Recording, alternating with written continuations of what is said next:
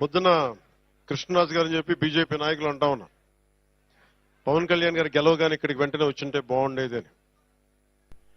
నేను కేవలం ఒక ఎమ్మెల్యేని కాదు, మొత్తం ఎన్డీఏకి అండగా నిలబడ్డ వ్యక్తిని.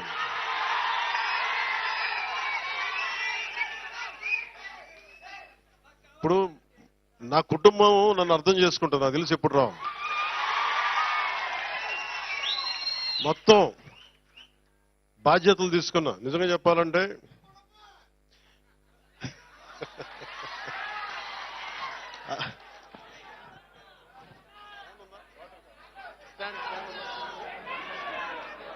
ఇవి పక్క నిమిషం, ఫ్యాన్ లేవు, ఏసీలే ఉన్నాయి, ఫ్యాన్లు తీసేసాం, పక్కన పెట్టేశాం.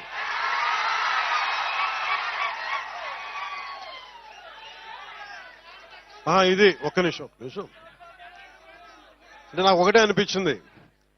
పిఠాపురం నేను హైదరాబాద్ లో కూర్చున్నా, అందరూ అనుకుంటున్నారు కదా రిజల్ట్స్ వచ్చిన రోజున నేను ఏం చేస్తుంటానని. రిజల్ట్స్ రోజున నేను ఏం చేస్తుంటే 2014 సంగతి చెప్తా, 2019 సంగతి చెప్తా, 2024 ఎన్నికలు. మాట్లాడనివ్వండి, మీరు ఉండండి, మాట్లాడనివ్వండి, ఫస్ట్ మీరు ఆగండి. ఇది ప్రెస్ మీటా బాబు? ప్రెస్ మీటా ఇది? ప్రెస్ మీట్ లా మాట్లాడద్దు. మాట్లాడుతున్నాం కదా, సభా సంస్కారమేనా అది? వినాలి, అలా కుదరదు. విను అలా కుదరదు. సభా సంస్కారం కాదు అది, సభా సంస్కారం కాదు. వినాలి మాట. ఏది సభకి, ఏది సభ? వినండి ఒక నిమిషం. ఏది సభ, ఏది అభినందన సభ? అది మాట్లాడకపోతే ఎట్లా? అది వినిపించకపోతే ఎట్లా? ఏదైనా కానీ, ఎవరైనా కానీ, ఏ పార్టీ అని కాదు, ఏ పార్టీ అని కాదు,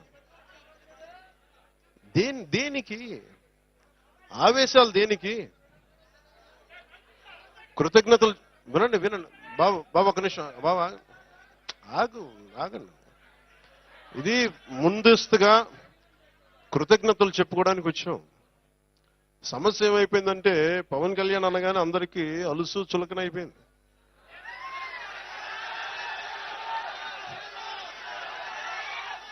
చెప్తున్నా అంటే వీళ్ళకి ఎలాంటి వాళ్ళు కావాలంటే జగన్ లాంటి నాయకుడు రైట్ అనిపిస్తాడు. ఒకసారి ఇంటర్వ్యూలు ఇవ్వడం, మాట్లాడితే కొడతాడు, బెదిరిస్తాడు. వాళ్ళ దగ్గర భయంగా ఉంటారు, వాళ్ళ దగ్గర బలంగా ఉంటారు. ఇట్లా చేతులు కట్టుకుని కూర్చుంటారు. మనం ప్రేమగా ఉంటాం కదా, గుండె విప్పి మాట్లాడతాం కదా, అందుకని చులకన. అందుకని దయచేసి అందరూ కూడా, నేను చాలా గట్టి అని గుర్తుపెట్టుకోండి. భయాలు లేవు నాకు. ఎంత మొండివాడినో, ఎంత పట్టు పడితే వదలను గుర్తుపెట్టుకోండి. అందుకని నాతో మాట్లాడేటప్పుడు చాలా పద్ధతిగా మాట్లాడాను. గుండెల్లో పెట్టుకొని మర్యాద ఇస్తాను, గుండెల్లో పెట్టుకొని. నియమాలు పాటిస్తాం, ప్రోటోకాల్స్ పాటిస్తాం. కానీ అలుసుగా తీసుకుంటే మటుకు నేను అంత తేలిగ్గా తీసుకున్నాను.